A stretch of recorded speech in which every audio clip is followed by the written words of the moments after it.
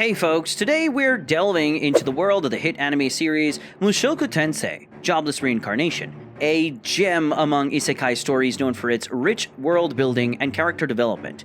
In this video, we're going to focus on the series' protagonist, Rudeus Greyrat, whose character has been under a fair share of scrutiny. But before we hit the gas, how about a quick trip down memory lane for a refresher? So the main plot revolves around a 34-year-old, socially awkward otaku who, after saving some teens, meets an untimely death and reincarnates in a magical world as Rudeus. Remembering his past life, he vows to make the most of this second chance. He inherits magical abilities from his mother, Zenith, and his father, Paul, lewd tendencies.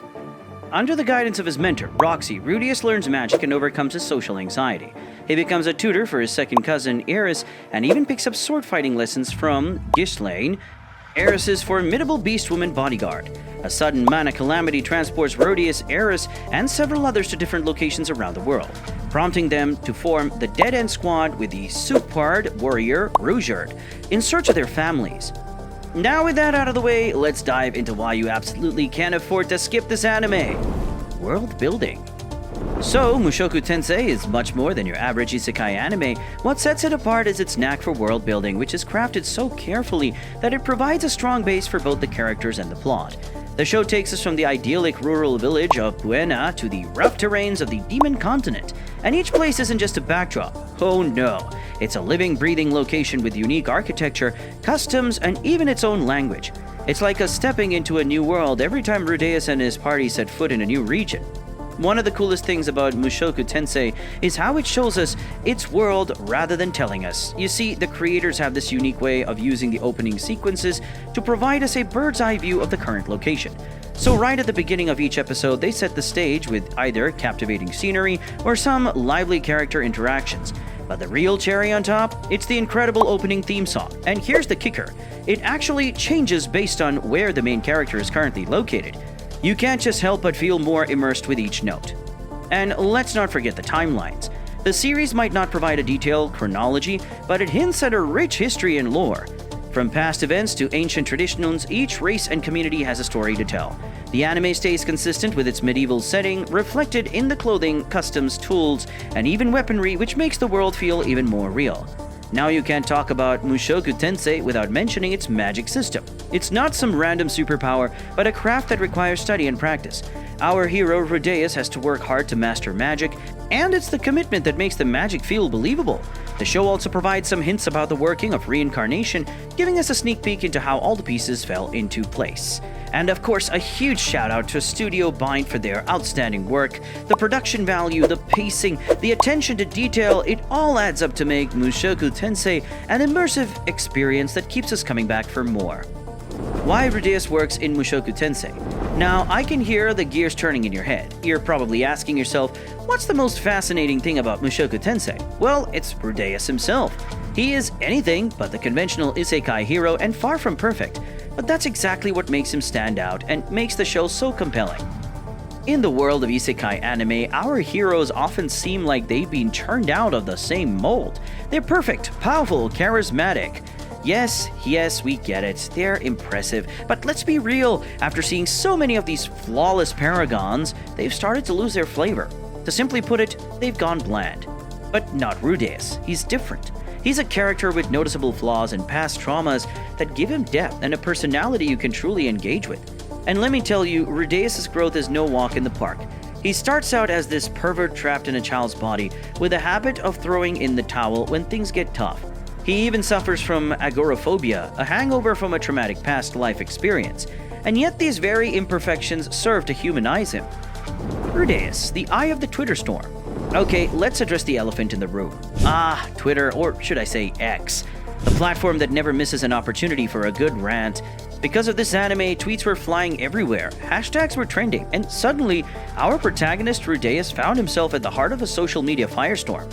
Some viewers criticized this, let's say less than heroic qualities. In the first episode, the newborn Rudy watches his parents have sex and appears to be gratified by the experience. In the following episodes, as he grows up, he harasses the women in his life, including his mother, babysitter, and tutor. He spies on them and even steals their underwear. I totally see where you're coming from. It's true, in the beginning of the anime, Rudeus, although appearing to be a child, exploits his mature mind for all kinds of unseemly actions. Oh, and just to sprinkle a little more spice into the mix, there are actually more scenes featuring even more of those adventurous tendencies. So it's definitely not something you can excuse, and I'm in full agreement with you on that. But here's where it gets interesting. Rudeus is aware of his own flaws. He knows where he went wrong in his previous life, and he's determined to do better this time around. Yes, sometimes he stumbles and reverts to his old ways, but you've got to give this guy some credit. He admits his weaknesses, and you can see him trying to change. Don't get me wrong, he doesn't suddenly become a saint. He's still a pervert, but he's getting better. And that's true for all the characters. They evolve, but still keep the essence of who they are. Rudeus' perversion is definitely a flaw, but it doesn't overshadow his other admirable qualities. So regarding Rudeus' shortcomings, I think they are integral to his character development. If he didn't have them, he wouldn't be as intriguing, right? He's flawed, but he's trying to improve. And isn't that kind of authenticity something we all look for in an isekai protagonist? You never know what Rudeus is going to do next, and that keeps you hooked. Rudeus' emotional evolution in Season 2. Now this is where things start to get really painful. In Season 2, we're seeing a different side of Rudeus, one that's wrangling with his deepest insecurities and fears.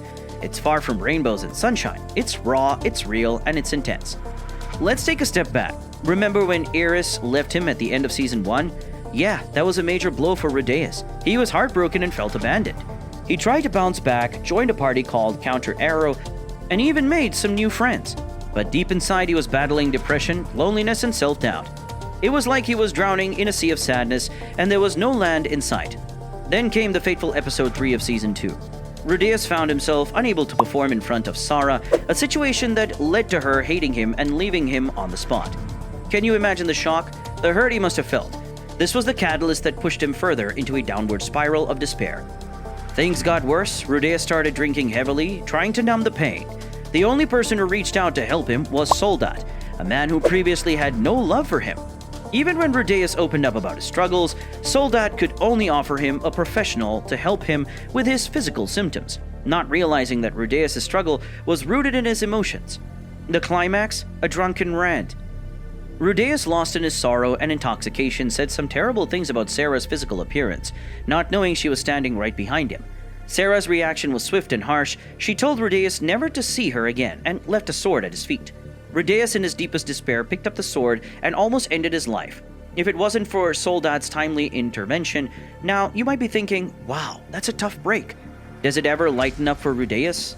The answer isn't straightforward, but that's the charm of this season. There's no magic fix to Rudeus' problems, no easy way out, and let's face it, who among us hasn't been there at some point?